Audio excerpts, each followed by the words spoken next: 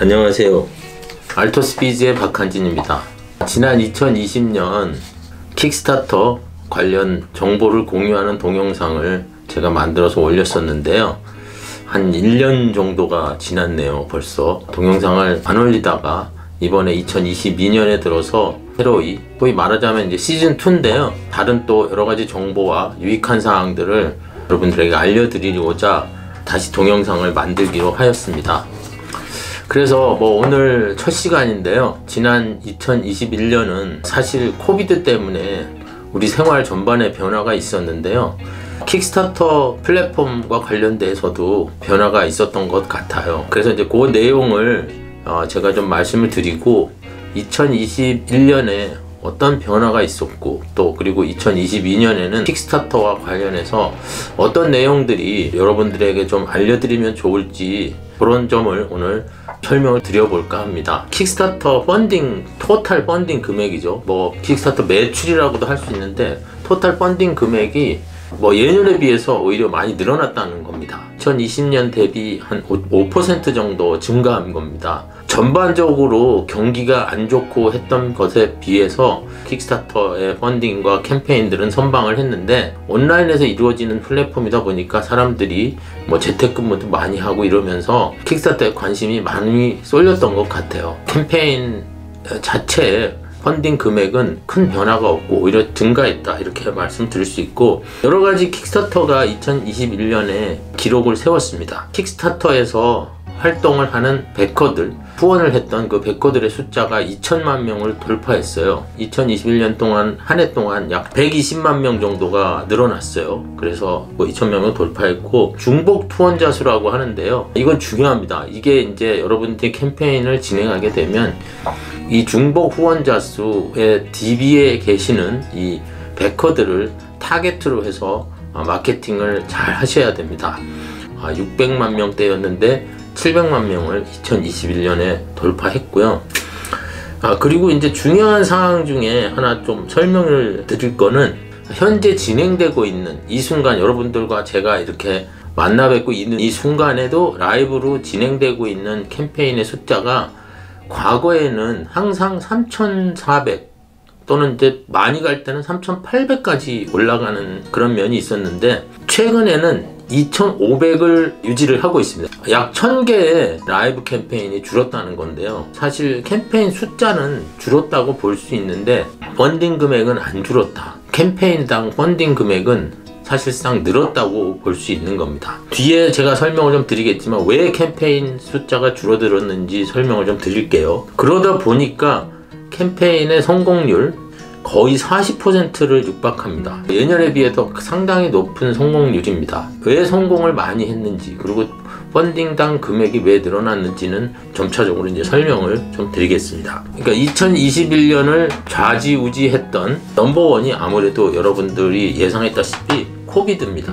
코비드 때문에 미국이나 전 세계 사람들이 재택근무를 많이 했고요. 그러다 보니까 온라인 커머스 또는 온라인 플랫폼에 관심이 많아졌고, 예년에 비해서 온라인에서 보내는 시간도 늘었을 겁니다. 그럼에도 불구하고 조금 전에 말씀드렸다시피 캠페인 진행 숫자는 줄었어요. 25% 정도 줄었는데 캠페인당 금액은 25%에서 30%까지 늘었다는 겁니다. 사실 이례적인 현상인데요. 특히 베커들이 관심을 두고 보는 캠페인도 많아졌고 또 직접적으로 후원을 하는 캠페인도 많아졌다는 게 저희들의 분석입니다. 집에서 사용할 수 있는 제품들이 강세를 보여서 홈짐이라든지 헬스케어 프로덕트, 집에서 하는 요리의 도구라든지 이런 것들이 상당히 예년에 비해서 강세를 보였다 이렇게 말씀을 드릴 수도 있고요. 베커들이 모여서 이렇게 단체로 할인을 받고 이런 커뮤니티들도 많이 활성화가 됐어요.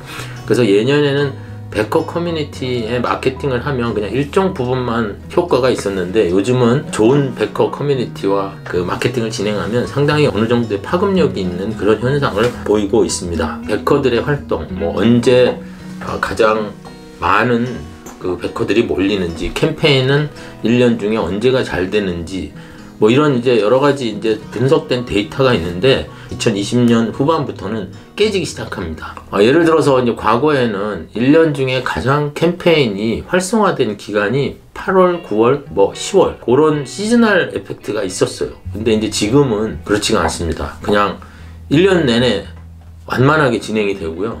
뚜렷하게 잘 되거나 잘 안 되거나 하는 그 시즌은 없는데 단지 12월이나 1월은 좀 슬로우했습니다. 12월이 워낙 쇼핑 시즌이고 온라인에서 선물을 구매하는 거기 때문에 직접적으로 받을 수 있는 어떤 제품을 선호해요. 킥스타터 캠페인은 아시다시피 베킹을 하고 나서 시간 기다려야 되잖아요. 몇 달간. 그런 약간의 시즈널 에펙트가 있었다고는 보지만 과거처럼 시크래프가 이런 상승 곡선과 하강 곡선을 그리고 1년 내내 좀 완만했다라는 말씀을 드려서 반가운 소식은 여러분도 캠페인을 진행하실 때 1년 내내 약간의 그 12월 말과 1월 초만 피하시고 진행하셔도 좋을 것 같다 라는 생각을 합니다.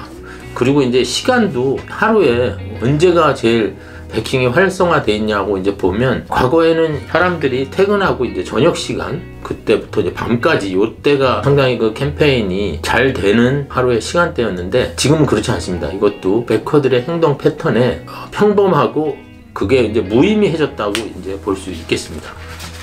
2021년에는 킥스타터 베커들이나 킥스타터 캠페인이나 아니면 뭐 전체적인 해외 크라우드 펀딩 시장에 대해서 약간 설명을 좀 해드리겠습니다. 베커들이 꼼꼼해졌다고 할까요? 상당히 제품을 과거보다는 신중하게 베킹을 하는 것 같아요. 한 번에 와서 베킹을 한다기보다는 여러 번 와보고 그리고 이제 제품의 내용부터 잘 살펴보고 어떤 데이터가 있냐면 캠페인에 들어와서 머무는 시간이 높아졌다는 거 꼼꼼하게 살펴본다는 거예요. 과거처럼 이렇게 동영상 딱 보고 꽂히면 베킹하고 이런 게 아니라 좀 더 꼼꼼하게 살펴보기 때문에 여러분들이 캠페인을 준비할 때 좀 더 심혈을 기울여서 완성도 높은 그 컨텐츠를 가지고 잘 준비하셔야 된다는 게 뚜렷한 현상이고요. 캠페인 심사하는 과정이 상당히 까다로워졌어요. 과거 같으면 통과될 캠페인이 추가적으로 자료도 요구하고 뭐 이렇게 보내라 이런 것도 많고 캠페인 준비 단계부터 그런 심사 과정에 걸리지 않도록 또는 심사 과정에서 논란이 일어나지 않도록 준비하는 것들이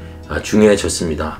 크라우드 펀딩 킥스타터 2021년에 발생한 가장 중요한 현상이라고 볼 수 있는데 애플 아이폰이 소위 ABP라고요. 애드 블로커 플러스라는 기능을 발표를 합니다. 광고를 차단하는 기능을 아이폰에 선택적으로 탑재할 수 있도록 해놔가지고 이제 저희가 주로 사용하는 페이스북 광고가 타겟팅을 해도 타겟한테 이렇게 도달할 확률이 매우 낮아졌다는 거예요. 그게 이제 블락이 되니까 어떻게 보면 전체 SNS 광고 커뮤니티의 어떤 핫 이슈이기도 합니다만은 어쩔 수 없이 이제 저희들이 주로 사용하는 플랫폼이 페이스북인데 페이스북 광고가 차단이 오는 경우가 많은 거예요. 포스트 론칭 마케팅인데 정확하게 얘기하면 캠페인을 론칭한 후에 마케팅을 할 때 이제 저희들이 현지에 베커 DB를 갖고 있는 마케팅 에이전시 또는 이제 광고 대행사하고도 작업을 합니다. 왜냐면은 이제 그들의 광고 DB를 이용해서 저희들이 거기에다가 우리 캠페인을 소식을 전달하는 형식으로 이제 마케팅을 하는데 그런 과정에서 저희들의 광고가 블락되는 경우가 상당히 많아요. 우리 같은 에이전시들의 고민이에요. 사실은 이걸 어떻게 해결하고 새로운 플랫폼을 찾아야 되는데 어떻게 찾을지. 그래서 지금 이제 페이스북 이후에 어떤 마케팅 플랫폼이 좋을 거고 킥스타터를 위해서 어떠한 마케팅 방법이나 채널을 사용하는 게 좋을까가 사실 지금 많은 회사들이 고민을 하고 있는 부분입니다. 과거로 돌아가서 직접적으로 이메일 마케팅을 해야 되느냐, 새로운 마케팅 플랫폼과 채널 그리고 방법을 찾는데 고심하고 있다는 말씀을 좀 드립니다. 이 점이 왜 중요하냐면 이렇게 마케팅 플랫폼에 따라서 마케팅 컨텐츠가 만들어져야 되거든요. 킥스타터를 준비하는 초창기부터 컨텐츠를 어떻게 기획해서 제작할 거냐가 연동이 되는 거예요. 연관이 되는 거예요. 그래서 이제 그런 것들을 빨리 정립해야 되는 시기가 온 거 아닌가 2022년에는. 그래서 지금 이제 마케팅 회사들이 많은 고민을 하고 있고 미국의 마케팅 SNS 마케팅 하는 광고 에이전시들도 지금 약간의 어떤 혼란기라고 보시면 될 것 같습니다. 이게 이제 정확한 트렌드인지는 모르겠는데 제가 피부로 느끼는 점은 이 공익성과 기능성의 대결이라고 볼 수 있는데, 공익성을 강조해서 캠페인을 성공시키겠다는 개념이 몇 년 전보다는 많이 희석되지 않았나. 베커들이 공익성도 좋지만 기능성에 더 포커스를 하고 있다. 이런 식으로 결론을 내릴 수밖에 없네요.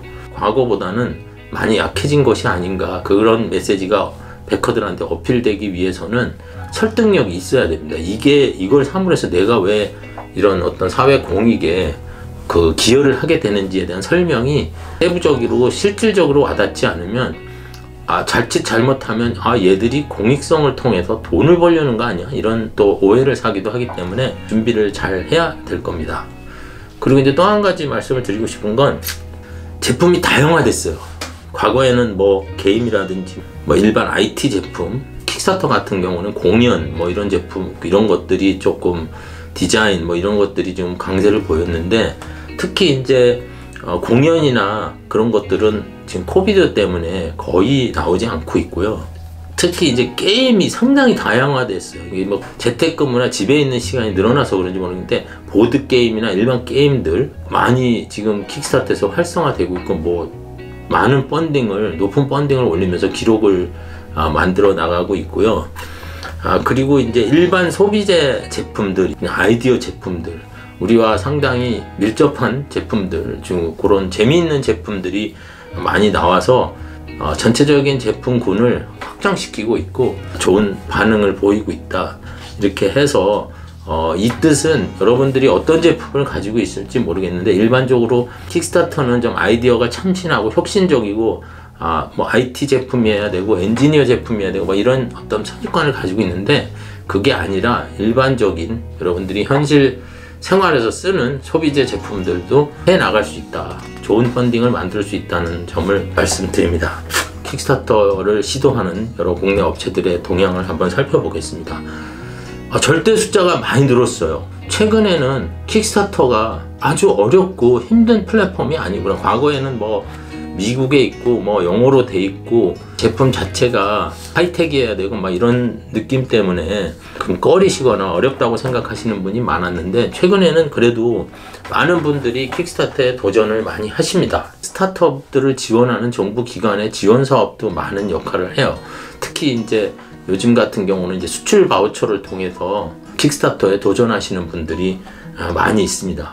근데 이제 단체 프로그램도 있어요. 여러 가지 몇 개 업체를 선발해서 단체 프로그램 하는데, 간혹 가다가 전혀 킥스타터를 해보시지도 않고 킥스타터에 대한 경험이 없는 분들이 이 사업을 수행하면서 피해자를 만들기도 합니다. 왜냐면은 그 시간은 흘러가는데 준비를 제대로 안 하고 그냥 졸속으로 만들어서 올리고 이러면 킥스타터는 당연히 실패하죠. 실패해서 그런 사례가 2021년에 꽤 있었습니다. 지원하시거나 이럴 때 무턱대고 하지 마시고 그 수행사라든지 또는 이제 지원 규모라든지, 왜냐하면 또 중복 지원이 안 되기 때문에 지원 내용 이런 것들을 좀 꼼꼼히 살펴보시면 좋을 것 같습니다. 그러다 보니까 이제 숫자가 전파적으로 이제 절대 숫자가 늘어날 거 아니에요, 캠페인. 그러니까 실패율도 높아집니다. 많은 업체들이 킥스타터에 반응이 안 좋은 그런 이제 올리시고 킥스타터 펀딩을 했는지 안 했는지 이제 모르게 그냥 사라지는 업체들이 있거든요. 그러니까 아무튼 킥스타터는 하시려면 제대로 준비해서 잘 하시는 게 좋다는 말씀을 드리고요. 또 한 가지, 이거는 이제 어떻게 보면은 업계 이야기인데요. 말씀을 드리기가 사실 업계에 있는 저로서도 사실 어떤 곤란한 부분이 있습니다만은, 해외 크라우드 펀딩을 대행해 주겠다는 업체들이 많아졌어요. 국내에도. 그렇게 경험도 없고 그런데 예를 들면 어떤 업체는 설립된 지 1년밖에 안 된 업체가 500여 개의 캠페인을 진행했고 금액으로는 400억, 500억의 펀딩 기록을 가지고 있다고 이런 식으로 광고를 하고 이제 모집을 하고 그러는데, 누가 더 잘하고 못하고가 아니라 잘 살펴보시고 이분들이 경험이 있는지, 그리고 현지에 어떤 서포트할 인력이 있는지 등등을 잘 따져보시고요. 선택을 하시는 게 좋을 것 같아요. 최근에 또 하나 좋은 현상은 다른 크라우드 펀딩 플랫폼에도 관심을 가지시고 적극적으로 추진을 하신다는 거예요. 모든 제품이 킥스타터에 맞는 건 아닙니다. 그리고 모든 제품이 크라우드 펀딩에 맞는 것도 아니에요. 크라우드 펀딩을 안 거치고 직접적으로 현지 유통으로 가는 게 최선입니다, 사실은. 근데 현지에서 어느 정도의 제품을 론칭해야 하고, 그리고 이제 어느 정도의 임팩트를 가지고 시장에 진출하겠다는 목적 때문에 미국 시장 진출의 교두보로 킥스타터를 사용하시는 거는 좋은 것 같아요. 그렇지만 이 제품이 일본 시장에 맞을 수도 있고, 또는 중국 시장에 맞을 수도 있고, 이렇기 때문에 여러분들이 그 제품에 적합한 크라우드 펀딩 플랫폼을 찾는 게 중요한데, 해외 크라우드 펀딩 플랫폼을 찾으셔서 그들과 같이 진행하는 것이 좋다는 생각을 합니다. 조금 전에 제가 지적했듯이 제품군이 다각화돼요. 그래서 뭐 여러분 제품이 이거는 크라우드 펀딩이 될까? 막 이렇게 고민하지 마시고 저희들한테 상담 신청을 해주세요. 그래서 이제 현재 상황을 듣고, 그리고 제품의 그 내용을 듣고 판단을 해드릴 수 있을 겁니다. 이게 크라우드 펀딩이 맞다, 킥스타터에 갈 수 있다, 킥스타터 이런 식으로 준비해서 가면 좋겠다, 이런 조언을 해드릴 테니까 언제든지 상담에 응해 주시면 좋을 것 같습니다. 크라우드 펀딩이 아직까지는 그런 어떤 미국 진출이나 글로벌 시장으로 진출할 수 있는 시작점이 되겠다는 의식보다는, 아직까지는 여기서 많은 그 제품을 팔아서 펀딩을 아주 많이 올려서 수익을 올려야겠다, 이런 개념이 좀 강한 것 같은데, 그 개념도 나쁘진 않아요. 어차피 크라우드 펀딩 킥스타터는 여러분들의 만든 이 시제품을 양산에 필요한 자금을 구하겠다는 그런 기본 취지가 있기 때문에 그것도 좋은데, 일단은 이 미국 진출 또는 글로벌 시장 진출의 교두보, 시작점을 만들어 줄 수 있다는 것에 포커스를 더 하시고, 펀딩 금액도 중요하지만 그거보다는 그 부대적인 여러 가지 그 효과가, 그 마케팅 효과라든지 시장 조사의 역할도 할 수 있기 때문에 그런 점에 좀 포인트를 두셔서 포커스를 하시면 좋을 것 같습니다. 자, 그럼 최근에 2021년에 잘 됐던 아이템들이 뭐가 있을까? 다시 한번 말씀드리는데, 코비드 상황하고 밀접하게 연관이 됩니다. 게임이 참 잘 됐어요. 보드게임, 온라인 게임, 100만 불 이상 기록을 세운 것도 이제 보드게임 쪽이 있습니다. 그리고 이제 개인적으로 퍼스널 케어나 가젯, 조그만 이제 장난감이라든지 그런 것들, 그리고 이제 헬스케어 프로덕트, 헬스케어인데 너무 이렇게 시리어스하게 메디칼로 넘어가지 않는 어떤 집에서 사용할 수 있는 헬스케어 제품들이 성공을 많이 했습니다. 그 헬스케어 제품들이 캠페인을 만들기가 쉽지 않아요. 킥스타터에서 인정해주는 어떤 선이 있거든요. 그 선을 지키면서 효과적으로 캠페인을 만들어야 하기 때문에 그런데 잘 되고 있고요. 조금 전에 말씀드린 홈짐, 집에서 할 수 있는 운동기구들이 또 잘 됩니다. 그리고 이제 요리 기구들 작년에 상당히 잘 됐어요. 왜냐면은 이게 지금 전체적으로 배달 음식이 많다 보니까 뭐 푸드실러가 잘 됐을 것이고, 또 이제 집에서 많이 해 먹으니까 이제 프라이팬들 이런 것들도 잘 되고 그런 게 있습니다. 그래서 이제 코비드의 영향인데, 상대적으로 킥스타터에서 작년에 또 한 가지 현상이 있는데, IT 제품들 있잖아요. 그 전자제품, 그리고 이제 뭐 예를 들어서 집에서 근무하는 재택근무와 관련된 여러 가지 액세서리들, 이런 것들이 킥스타터에도 많이 올랐지만 인디고고에도 상당히 많이 올라갔어요. 그래서 인디고고에서 오히려 높은 펀딩을 올리는 그런 경향도 조금 있었습니다. 마지막으로 2022년은 그럼 어떨 것이냐. 그럼 올해는 킥스타터가 여전히 잘 될 것이며, 가장 큰 이슈는 아마도 2021년 12월에 발표됐던 킥스타터에 블록체인을 적용하겠다는 그 킥스타터의 발표가 있었어요. 뭐 어떤 식으로 적용하고 어떤 방식으로 이게 운영이 될지는 아직 모릅니다. 미지수예요. 그냥 그렇게 캠페인을 점차적으로 변경시켜 나가겠다는 어떤 발표였는데, 올해 2022년 초부터 이제 팀이 결성돼서 개발을 시작한다고 합니다. 제가 생각했을 때는 빨라야 내년 초쯤 될 것 같아요. 근데 이제 이것도 지금 이제 최근에 블록체인에 관련된 어떤 여러 가지 이슈들 때문에 어떻게 될지는 모르죠. 근데 이제 킥스타터는 블록체인을 이용해서 캠페인을 진행하겠다고 이미 선언을 했어요. 그래서 이제 그거에 큰 변수가 될 것 같고요. 그리고 이제 코비드가 하반기쯤 되면 이제 회복 국면, 뭐 회복 국면이라기보다는 코비드와 같이 살아가는 그런 이제 형국이 될 텐데, 여행 가방이라든지 여행 관련 제품들, 그리고 이제 아웃도어 제품들, 그런 것들이 조금 이렇게 좋은 반응을 보이지 않을까 하는 이제 생각을 하고요. 그리고 이제 앞서 설명드린 것처럼 페이스북이 마케팅 플랫폼, 광고 플랫폼으로서는 역할을 하는데 한계가 생겼기 때문에 다른 플랫폼, 특히 뭐 틱톡이라든지 이런 쪽으로 다른 어떤 플랫폼 광고를 할 수 있는 채널이 부상되지 않을까, 이런 생각을 해봅니다. 그래서 그거에 대해서 어떤 식으로 광고를 하면 좋을지에 대해서 잘 모니터링 하시고, 킥스타터를 진행하면 광고를 이렇게 해야겠다, 그런 식으로 한번 생각을 해보시는 것도 좋을 것 같아요. 그리고 이제 뭐 코비드가 나오면서 그 관련 제품들이 많이 나왔어요. 소독하는 제품이라든지 이런 거 있는데, 코비드와 관련된 제품들은 잘 안 될 것이다. 그리고 코비드에 대해서 사람들이 어떤 그 피로감을 갖고 있기 때문에 그 제품을 가지고 캠페인을 올리는 거는 좋은 아이디어는 아닌 것 같습니다. 그래서 그런 제품들은 삼가를 해주시면 좋을 것 같고, 국내에서도 역시 이제 올해도 여러 지원 사업이 여러분들을 기다리고 있고요. 진행은 계속 될 겁니다.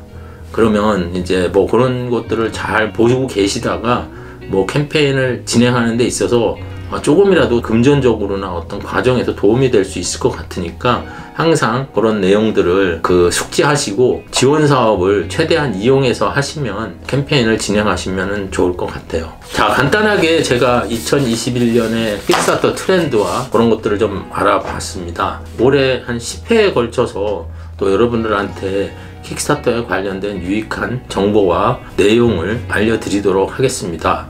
그리고 뭐 언제든지 유튜브 채널이나 저희 웹사이트에 오셔서 질문을 남겨주시면 제가 가능하면 강의를 할 때 그 내용을 적용을 해서 말씀을 드리고, 요번 그 시리즈에는 여러 가지 내용이 포함될 겁니다. 그래서 뭐 유익하고 아주 실질적인 내용을 포함해서 좋은 컨텐츠로 여러분들을 다시 뵙겠습니다. 감사합니다.